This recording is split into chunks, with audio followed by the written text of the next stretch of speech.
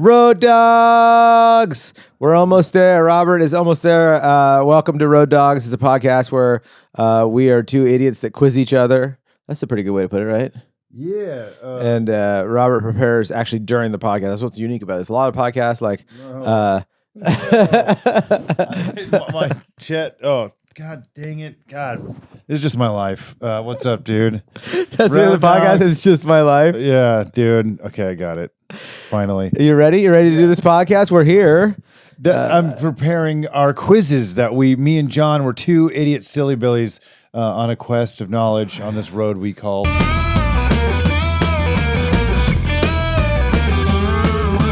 Speaking of that, we've got some our new sponsor. That's not our new sponsor. Don't smack our sponsors in the face.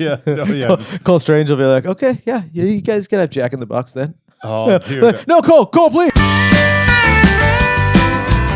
Thomas will be like, do they make custom glass stuff for you guys like I do? And I'll be like, no, Thomas, please. And he'll be like, are there particles of people's dead loved ones in that smoothie? No, D, please.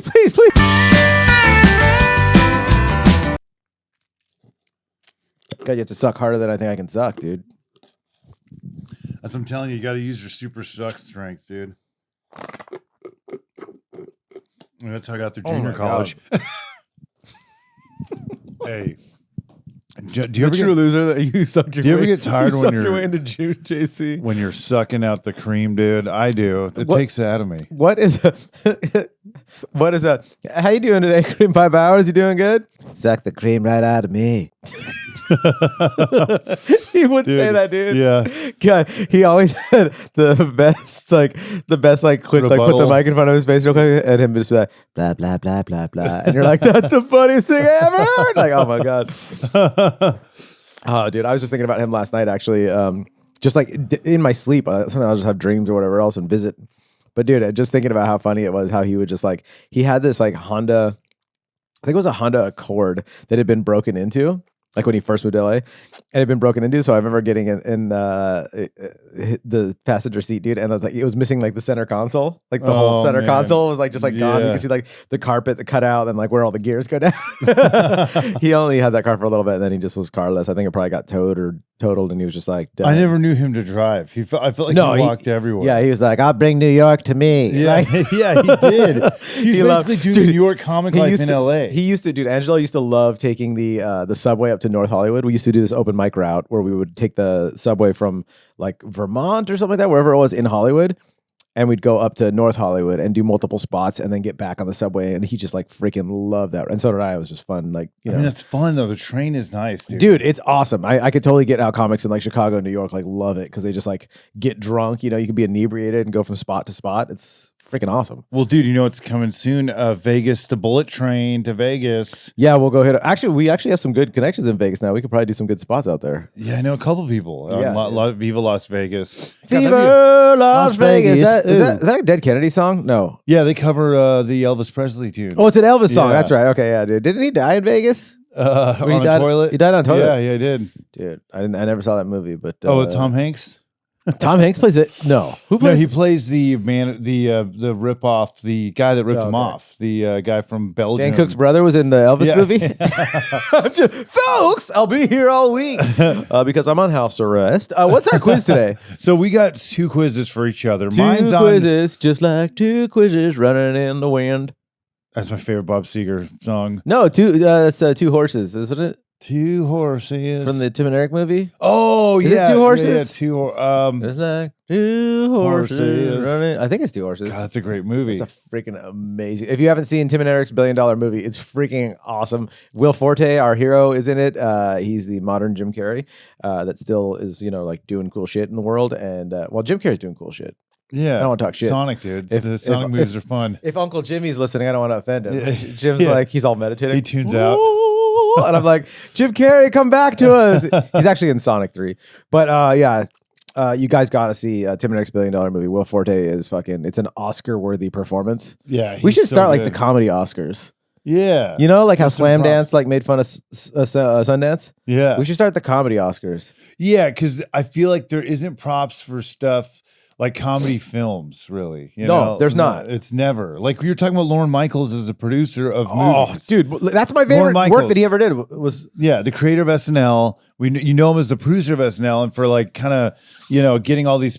Whether you're a fan of the era that it's in currently, people always bring up SNL and the quality, but it is such an influential show. But the movies that he did, dude, Wayne's World, because he was the producer and he made sure that those movies you could tell were like true to what they want to be. I mean, dude, MacGruber, Michaels, Night at the Roxbury. I mean, the list is very long. Yeah, of great comedy movies. Great movies. The same level of aesthetic control as a Two Girls, One Cup was also a great Lorne Michaels film. That's not true. They would have used better cameras and better lighting. It was like Paul Thomas Anderson or Wes Anderson or Anderson's Pea Soup. I thought you were going to come in with that because that seems like the kind of thing you would do. Yeah, it would. Pop culture reference like that. But I really feel like it was like a John Hughes movies. Was like Home Alone and Babysitter's Club. Like they had a tone to them. Yeah. You know, John Hughes, like a Rick Rubin produced System of a Down album, kind of right. Like they have control over their vision of the movie. And Lorne Michaels really, what would you say, Green Bay? What would you say? He knocked it out of the park. He would, right? I mean, he would. So I don't know.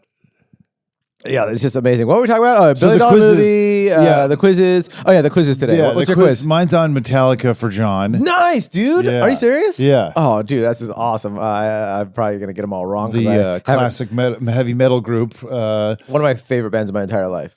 That's gonna be awesome. And then yours is, I think last week or the week before we did Walt Disney and like just his childhood. And this week we're doing Disney, like the company. Oh, cool. There's so much Disney stuff that like we're gonna have like 50 quizzes out of it. But I just wanted to get into the company this time. I feel like I know a little much. My quiz is I feel like going to be like shooting fish in a barrel from what I just saw. All right, we'll see what ChatGPT does. But let's start with Johnny here.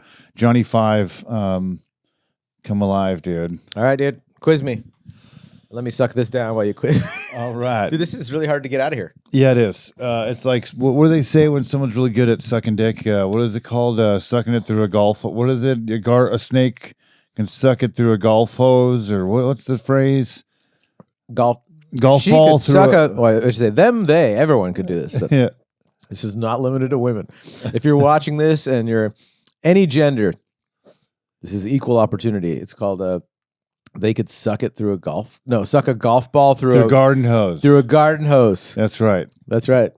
What? Suck it? No. Oh, I was like, I think I have a mic. We're gonna do the boom mic. Do I need a different mic? He's like, suck all these mics at once. All right. So Metallica. What year was Metallica formed? A, 1978, B, 1981, C, 1985, or D, 1990?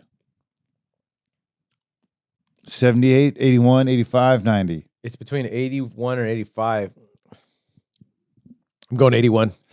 Well, I was wrong? You are correct. Oh, I was no, these are going to be very easy. I feel like don't get your panties in a bunch, dude. Don't spread. I don't want to offend James Hetfield either. Jim Carrey, James Hetfield, Will Forte. There's a long list of people I don't want to offend. Pretty much everyone except for like about 5 million people on the planet. Well, don't stress, dude. Don't, as what they say on the guitar, fret. All right. Who is the lead vocalist and rhythm guitarist of Metallica? Is it Dave Mustaine, Lars Ulrich, Adolf Hitler, or James Hetfield? Which one? This is ChatGPT came up with this quiz? Yeah, Chat give it to John easily PT. Because what happens is whoever wins these quizzes, whoever gets more points, we have to blow one another. Whoever wins. And maybe if whoever loses, we have to blow one another. Someone's getting blown. We'll see. John's got 2 for 2 right now. Well, I didn't even answer it, but I know the answer. Yes. And it's telekinetically. St. James, dude. Yeah, St. James Hetfield. All right. Which Metallica album features the song Enter Sandman? Is it A? Wait, what? Master of Puppets? Are you giving me titular quizzes here? Yeah. What the heck? ChatGPT, all the Willie Nelson ones you have, you're like, what's his favorite color in 3rd grade? And they're like, I don't know. It's true. The Willie Nelson ones were complex. This one's like, what's the first letter in the word Metallica? Yeah. And you're like, is this for my kid? Even my kid would get this right, by the way. Thank God. So which If your kid wouldn't get that Metallica- right, that would be embarrassing. Okay, Is it Enter Sandman or okay? Which it's one? Enter has it? Sandman, obviously. Okay, no, actually, wait, hold on. This might trick you. Hold on. Is it Master of Puppets, Metallica, and Justice for All? It's asking which album it's on. Yeah. Oh, the album is the Black Album, Metallica, self-titled. It's Enter Sandman. It's not Master of Puppets. It's not just Justice for All. We all know that. Wait, did you say self-titled? The Black Album is the one. It's also good, self-titled. The Black Album. Okay, so you got it. Yeah. So technically, it's self. And that was technically they had it the is self-titled. It's funny they had the "Don't Tread on Me" snake is the kind of the Oh, shiny yeah. part. It's black on black, but it's like shiny. Oh yeah, It's the "Don't Tread on Me" snake. That's an iconic album cover. Oh, dude. I know, like a lot of people are into it. They I don't know why they do this, like a yellow version of that, but they hang it from their trucks. So do you think? Folks! Oh man. This is kind of interesting because Metallica's Black Album, I feel like, is people stamp that as the first bad one or the last good one. That's what people say. That's what a lot of people say, which I don't agree with either of those sentiments. But because I love Saint Anger, dude. Is that a TV show? Tin Can. Brought to you by the producers of Dawson's Creek, Saint Anger. It's about a hospital.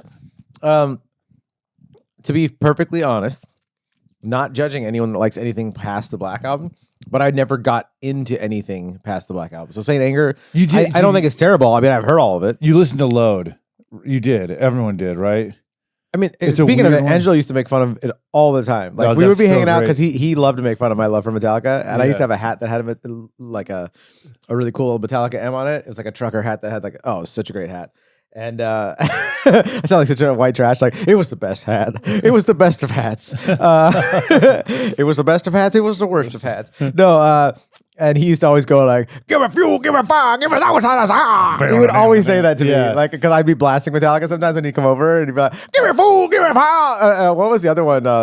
Oh, dude, I can't even remember the other. He used Can't to, crown king nothing. That was Oh, like the dude. really corny. yeah, one era of the really Metallica. later eras of Metallica. There was like a lyric that I think it was from Load, and he used to love to like do it. It was so bad too. Oh yeah, like But to they- emphasize the cheese parts, but they've evolved and they. There's an album that they did. I think it was an album, or maybe it was. I got it like as a bootleg at the store in Los Feliz. It's no longer there. A record store, an actual record store. And it was.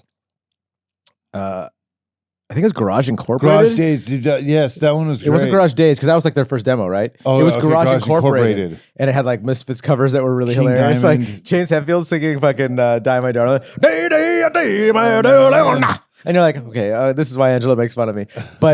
But there were some awesome songs. There's Bob Seger covers on there. I mean, there's some like gnarly, amazing Yeah, King stuff on there. Diamond. Those are badass album. Yeah. Oh, you know what I'm talking about? Yeah. Yeah, that's a great that's good one. stuff. So that came out after the Black Album, right? That was really cool. There But I was don't know if that was like a collection of stuff or that was them in the studio putting that together. I think it might have been a collection. It was, I think, a little bit of both. Was it? Yeah, a little bit of both. 'Cause Lars that- had to buy some new $5 million paintings, so they got him in the theater. Well, Or this- I think it was a weird time for metal, or like because they were trying to keep. Dude, Slayer at the same time did that too. Remember, they did an album like that. They did Minor Threat covers and oh yeah, they dude. all Guilty did- of being white. Remember? Yeah, of course they did Oh, that yeah, one, yeah. right?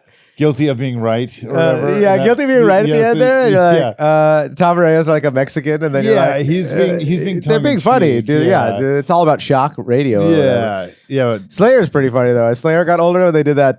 What is it? The God Hates Us All. Oh, The yeah, lyrics of it. I remember I was like probably like in my 20s, and I was like, these are like lyrics that I would have wrote when I was like 12. Like it's so bad, but it's like that's their target market is 12-year-olds. Yeah, dude. Slayer. I love. No I love- offense if you're a Slayer fan. They're like 90% of our followers are Slayer fans. Like Oh, we I love subscribe to your Slayer. podcast. I love Slayer too. Dude, make it more infantile. Dude. I just didn't like any love other albums Slayer, after dude. Show No Mercy. Go on. Oh yeah, That no, was you their don't first like Rain and Blood, no, the one, the the one with guess the Holocaust song. No, well, which one? The Pick, Dr. Mengele song. You're yeah. like, I don't want to relive Dr. Mengele terrors. It's great music though. Holy shit. That yeah, shit's heavy. they're rad, dude. That shit is heavy, folks. If you want to have nightmares and think about what the Third Reich did to the human race, and also hear some really sick guitar riffage on the frets that you were talking about, Dude. then you're gonna love Slayer. Dave Lombardo's drumming, dude. Dave Lombardo. Yeah, and Paul Bostosh, both drummers, great. Oh, dude, they have two drummers, dude, just like the Melvins. Dude, they did. And look, what is Metallica's most? Oh man, I want to like lie and make shit up. This, I feel like you're gonna get all this. Okay, hold on. Which Metallica album features the song One? Is it A, Master of Puppets. B. Send Justice for All. Okay. Justice for All going. These Justice are really for easy. All. These are really easy. What is Metallica's most commercially successful album? Ride the Lightning, Master of Puppets, Metallica, Hardwired to Self-Destruct. This I actually don't know. I'm just going to guess Master of Puppets for fun because it's a fucking amazing album. I feel like you're giving me one. It's the Black Album. Yeah. I feel like that was a total Mike Tyson Jake Paul fight right there, dude. All right, who replaced Clint? Didn't watch it. Oh, I'm a UFC guy. yeah. I only watch Joe Rogan versus Jocko Willink, when they wrestle naked with covered in baby oil. Oh, dude, don't get me hard, dog. Who replaced Cliff Burton as... Don't get me hard. Don't get me hard. No, no, no, no, no. I wish I had Jocko Willing and Joe Rogan's You health paint a choice, picture dude. of two buff monkey dudes, covered in coconut oil. I like their nudes. Don't get me hard. ChatGPT, give us a video of Joe Rogan and Jocko Willink wrestling naked French style, covered in coconut oil. Coming right up, sir. God, I feel like those guys are healthy dudes. Oh yeah, dude, Jocko. Yeah, he wakes up at 4 a.m. and just fucking. He's one of those guys. I think that he said he doesn't have to get that much sleep. Oh yeah, I'm going on 4 hours right now, and I'm losing my mind. I feel like crap. I'm drinking all this. I'm gonna just feel sick all day and crash. But Jocko, regularly, I think gets 4 hours of sleep and just wakes up and just does pull-ups, then sends pictures of his sweat to the internet. He's like a Marcus Aurelius type, right? He's got a lot of wisdom and stuff, Jocko. Speaking of Marcus, this is a great morning show that we're on. He's got a lot of wisdom, right? Can you tell us some of that wisdom? I was going to ask you, John. Where can people find you? Did you ever get in that phase where you're like, oh, I'm gonna Tony Robbins and stuff? Did you ever kind of go? Yeah, I think Jocko Willink is like a Tony Robbins for people, right? Right, and that's like a sector of what do they call it? The public sector, or the private sector, right? Like you get out of doing a job like a Navy SEAL job, and you decide where you're going from there, Yeah. And one of the things is you clearly have the ability. If you have the ability to public speak and you like traveling, it's of course you're going to motivate people. Yeah, those people they have inner motivators in their head. Of course, the rest of us that don't are well, how do I get through this very difficult weekend at my pizza delivery job? And then Jocko's I'll tell you what you do. You know what I mean? You pull yourself up by your bootstraps. You get in your fucking car and you deliver the pizza because you're an American and you're lucky to be doing it. And you're you're right. You know what I mean? We need Tony Robbins. You do. And I think you need to also say your prayers. Which song begins with the lyric? Say your prayers, little one. God dang it. Say your prayers, little one. Yeah, dude. Okay. Don't forget my quiz. Oh, God. To include everyone. Take my hand. Well, that's my gibberish way of saying off the never. So you got it. It was Enter Sandman. Yeah. Shit. I thought it was Fade to Black.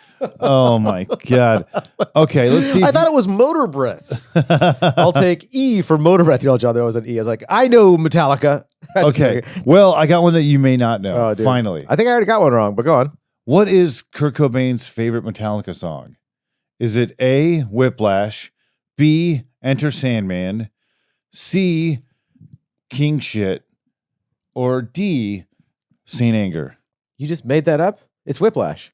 It's Whiplash. Yeah. Yeah. Good. I think I remember reading that him and Kirk Hammett hit it off. Which if you were gonna be friends with anyone in Metallica, it would be Kirk Hammett. He's the George Harrison, I feel like. Totally. Yeah. Yeah. Have you ever seen the what's the documentary? Anger, Some Kind of Monster? Okay, well, what documentary chronicled Metallica's struggles while recording Saint Anger? Is it A, Some Kind of Monster, B, Through the Never, C, Live Shit? Oh, through the never. We must go. Oh God, it's so bad, but it's also so good. Yeah. I remember when I was a kid going to Bionic Records in Fullerton, and Shane, this dude that I went to high school with, Shane was he's I was asking him about Caius, and I remember him being ooh, the vocals, it's it's kind of like James Hetfield singing, I don't know, man. And I was I'll take 2, please. I'll take 2 copies of every Caius record, please. Thank you. And then you're listening to it, you're it is James.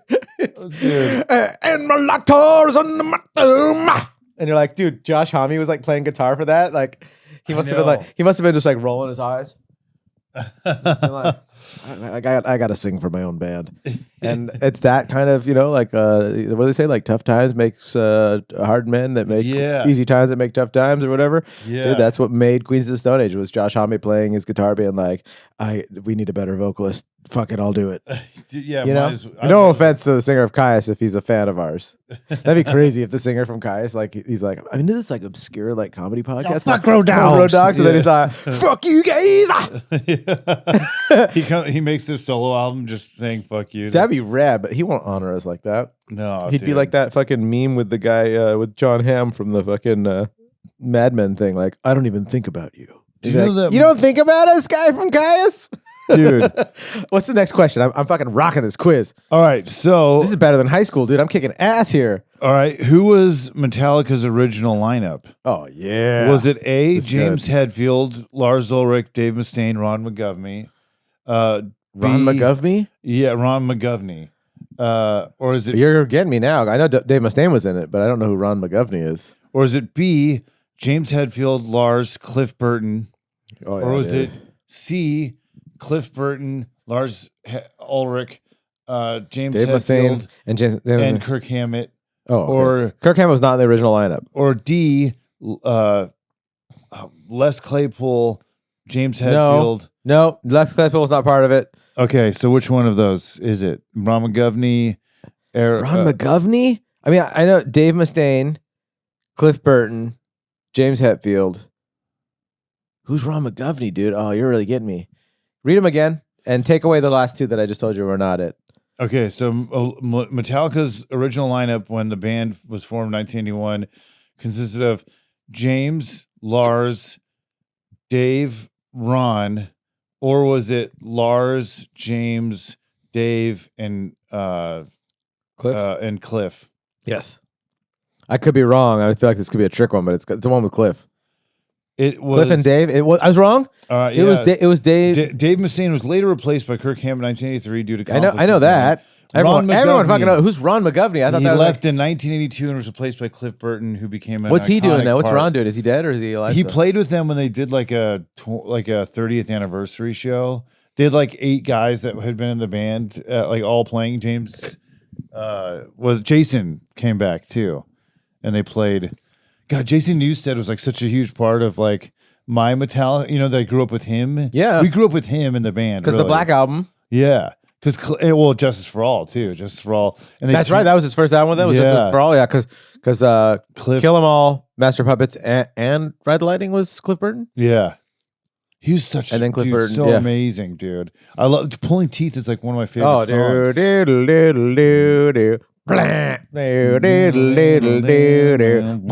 Just a power chord on the bass. Yeah. All right, we can't do the whole podcast. People are going to switch off. All right. Well, so you pretty much. So I just dominated. I fucking dominated. Let's see what I can get with the Walt Disney Corporation. Oh, dude, this is so good. This is a cute. You'll probably get it great, even though these are harder questions. Let's see. When was Disney founded? October 16th, 1923. July 17th, 1928. January 1st, 1930. December 5th, 1926. 23. October 16th, 1923. That is 1 point for you, sir. You motherfucker, I would have got that wrong. Only 102 years ago. Almost. Only 102 years ago. 101 right now. Yeah, because they just did their Disney 100-year celebration a couple years ago. So, yeah, you know what's up. What was Disney's original name? Walt Disney Studios. Disney Brothers Cartoon Studio. Walt Disney Productions. Mickey Mouse Productions, eh? Mickey Mouse. Mickey Mouse. Was it the Canadian branch, dude? I would say it was... It was Disney Brothers cartoon. That is correct, sir. Cool. What animated short established Disney as a leader in the animation industry in 1928? Plane Crazy, Steamboat Willie, The Galapin Gaucho, Alice's Wonderland. Galapin Gaucho or Alice's Wonderland. It's one of those two. It was Steamboat Willie. Wait. Repeat the question. What animated short established Disney as a leader in animation industry in 1928? Oh, fudge. I didn't hear the last part. Yeah, Steamboat Willie. That was the first. Didn't they say that one was racist, or am I thinking something else? No, well, no. Everything was racist back in the day? They'll try to. Because that's why they changed Splash Mountain, right? Wasn't it Steamboat Willie? No, that was Song of the South. That one was one they said was racist, right? Yes, it was not super sensitive to enslaved people. It was, but different. Yeah, what's your comment on that, Robert? I don't know. You keep your fucking mouth shut, white boy. Yeah, okay, here we go. Who became Disney's mascot and corporate icon after Steamboat Willie? Oswald, the Lucky Rabbit. Wait, that's not a correct question. Who became Disney's mascot and corporate icon after Steamboat Willie? Oh, okay, and then Was it Oswald the Lucky Rabbit? You remember Oswald? Yes, that was before. Mortimer Mouse, Mickey Mouse, Pluto. Mickey. Yeah, you knew that. That one was That was his breakout. This is film. ChatGPT just being nice to us, trying to be like, I'll hook him up. Thank you, ChatGPT. ChatGPT is so cool to us. I wish life was like ChatGPT and they just gave it to you. Just calm down. You have a pretty good life, dude. Thank you. I mean, it's hard just to do anything with ADHD, but not complaining. It's hard being a person. That's Chris Rock in Prince Paul, Prince Among Thieves. It's hard being a hooker. Okay, it's hard being a hooker. Okay, sorry. What was Mickey Mouse's original name? Oswald, Marvin, Mortimer, Milo. Mortimer. To Milo. Mickey Mouse Goes to College. It was Mortimer. You knew that. But that one's, again, these are easy for a nerd like Robert. What event marked Disney's first major diversification in the 1950s? Creation of Mickey Mouse. Launch of the Silly Symphony series. Development of theme parks. Acquisition of Marvel Entertainment. This is 1950s. You know it's not that one. I'm giving you that. Yeah, theme parks. It was theme parks. You Yes. are correct. That was the first major diversification in the 50s. Well, neurodiverse it up, dude. That's right, dude. I'm neurodivergent. Robert the Neurodivergent. That sounds like that'd be a good meme page on Instagram. Robert the Neurodivergent. I'm down, dude. I'll rep it. Isn't it funny how everyone has complaints about that guy, no matter what? Like, no, like I just read some other guy who did a movie with him that was like, it was awful. I think it's Mark Maron, but he would probably complain about anything anyways. But which guy? Who's it? Freaking De Niro. De Niro, like being a pain in the ass. Why? Yeah, I keep seeing that all the time lately. There's that like don't meet your hero thing, and apparently De Niro's just like fucking just off the what do you call it? Off the chain rails. Off the rails? Crazy train? Off the list of people that are cool that you want to hang out with? I heard Larry David's awesome. Who became CEO of Disney in 1984, 3 years after Metallica was formed? I'm going to say Ron Swallows. No, Bob Iger, Michael Eisner, Roy Disney, Oob Iwerks. Not Oob Iwerks, who co-created Mickey Mouse with. God, that's probably one of the questions in here. And you already fucking Eisner. know Uber Iwerks. It's totally Eisner. It is Eisner. It's totally Eisner is the name of the show about him. That's the next question. Just joking. What 1990s sitcom? No, totally Eisner. What period where Jenna Jameson plays his wife? Totally Eisner. No. What period in the 1990s is known as Disney's Renaissance? The launch of Disney Plus, the revitalization of animated films, acquisition of 20th Century Fox, opening of Disneyland Paris. What period? I think you say Disney's Planned Parenthood, dude, which sounds like something. Dude, that'd be awesome. Your pass is good for you, and children under 3 get in for free. I guess that doesn't matter. Right this way, man.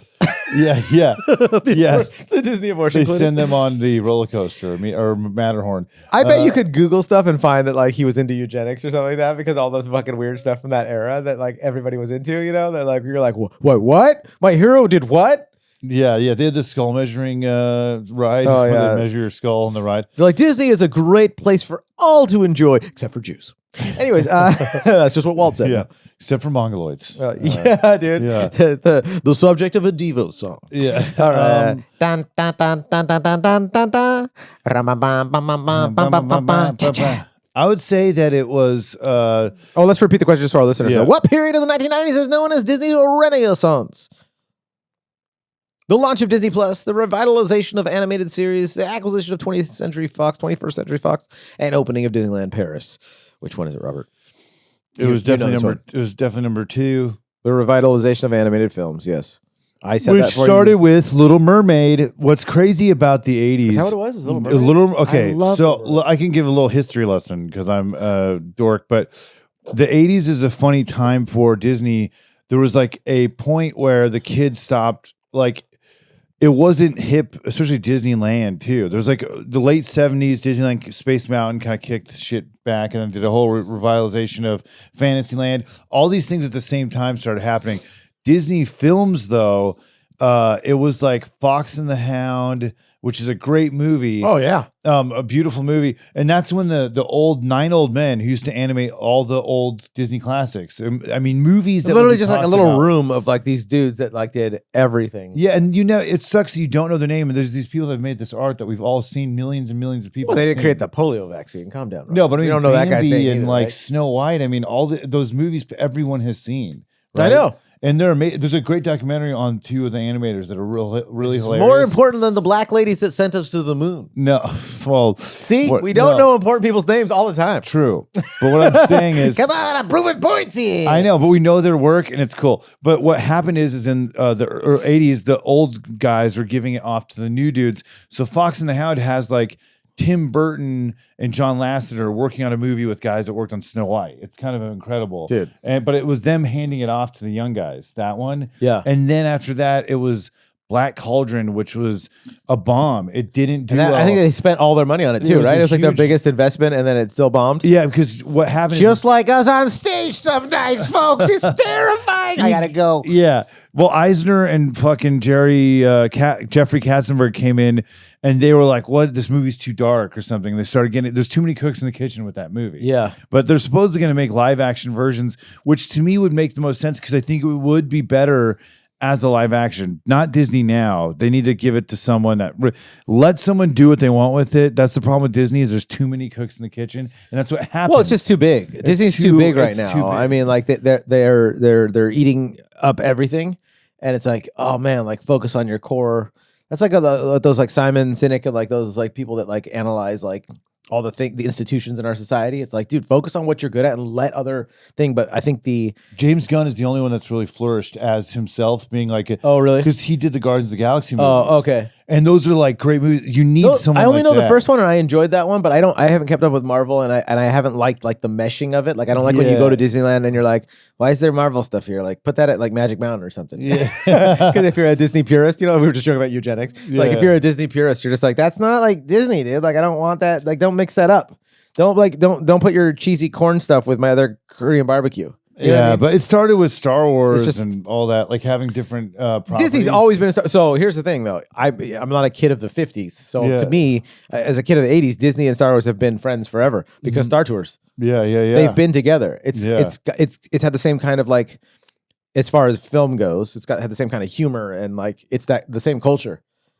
George Lucas, Marvel, Captain EO. I'm just old because I feel like I'm just arguing for Marvel now. I don't know. Captain EO too. Yeah, like all Disney's like retro space stuff. It fits with that. Totally. Yeah, how did I turn this into complaining about the Marvel? No, but yeah, dude. By the way, we're talking about the Renaissance. The Renaissance of Disney. So it was Little Mermaid because these are great movies that I think are underappreciated because it was Black Cauldron, which I really enjoyed. John Hurt plays the bad guy, the Horned King. He's like one of the most like freaky villains.